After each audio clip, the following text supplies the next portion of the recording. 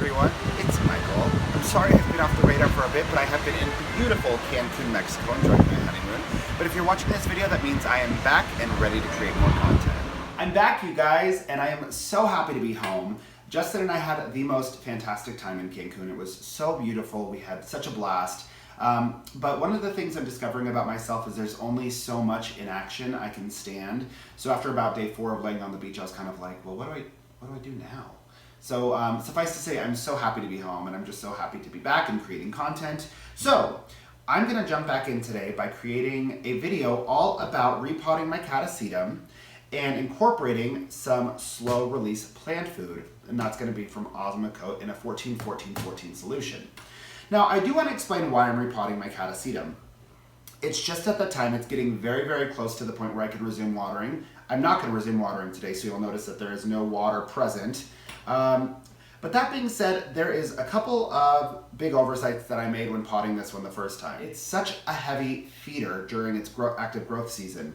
And the fact that I didn't provide adequate nutrition is evident in the new growths. So this is the original bulb that I got when I purchased it off of eBay. These ones just did not grow in any way comparable to this one. And I think that's because they just didn't get enough fertilizer. It was also the year that I transitioned the plant to Semi-Hydroponics, so that could have also set it back. But I think the way that I timed that, it shouldn't have impacted things the way that it did. So I do think that the core of why these two are so small compared to the original bulb is a nutritional issue. Now, when I was reading up on literature on Catasetums, a lot of people who grow Catasetums exclusively talk about using a slow-release plant food to really help bolster that nutrition. And you use that in addition to your nutrient solution that you're watering with.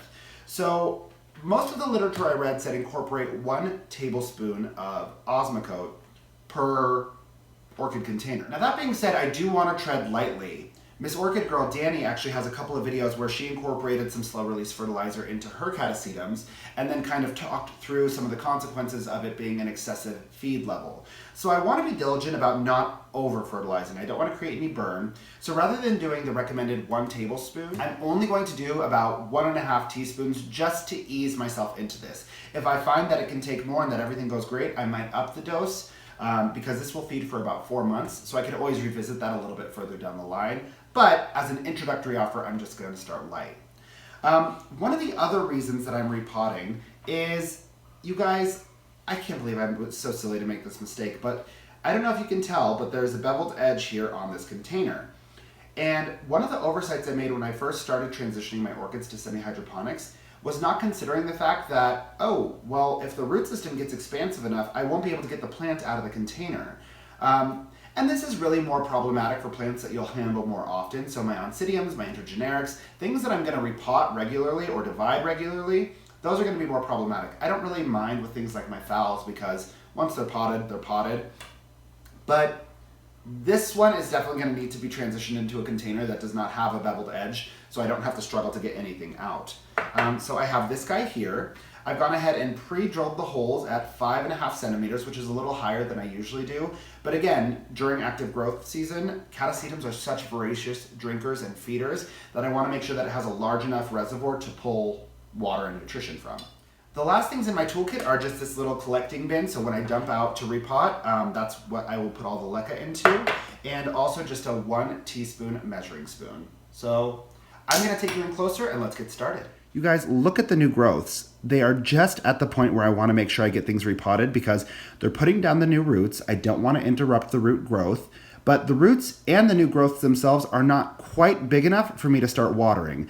As I mentioned in my Exploring Winter Rest video, which I will link below, I want to wait until this is around 3 to 5 inches tall with the new growth, and I want to see that the roots have expanded about 3 to 5 inches down. That'll let me know that it is prepared to fully process the water, and it won't immediately cause rot. Also, you can see that there's just not enough space. I don't know what's going on. This plant is so insane. It started this new growth, and then it died off. Then it started this growth, then this growth, and then there's that one as well. So I just want to make sure that this guy has space for all of these to come through. So what I'm going to do now is I'm going to grab my bin and just dump this out and see if it comes willingly or if I'm going to have to fight it.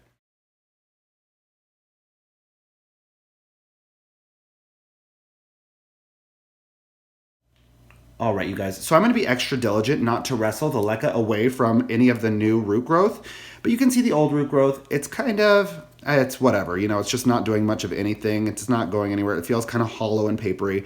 So these aren't viable roots anymore, but the new roots are just doing awesome, and you can see that they're continuing to go crazy. So this is just the right time. I want to be exceptionally careful because these are closer than I thought to being prepared for water. So I'm going to probably start resuming watering really soon here. But take a look. The new growths are just going nuts. So this is why I wanted to do it at this time. Now, everyone was asking me if I was planning to cut off the old root system. I'm not going to do that because I actually enjoy using it as a stabilizing system for when I repot. So what I'm going to do right now is I'm just going to gently set down the orchid. There you are. And I'm actually going to use the exact same leca that I just took out of the container because, again, it's still not ready to receive water. So I'm going to start to fill this up. As always, I'm going to fill all the way up to the drainage holes and just slightly above.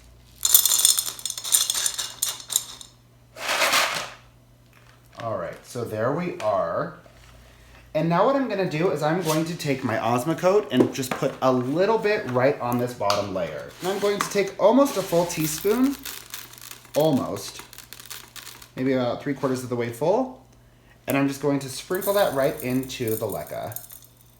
Now I'm gonna go ahead and get my Catasetum placed, and I'm just gonna place this dead center so everything has room to grow in.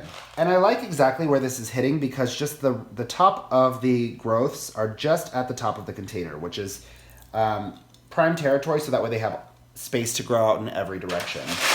So now I'm just gonna take my leca and continue to fill around it.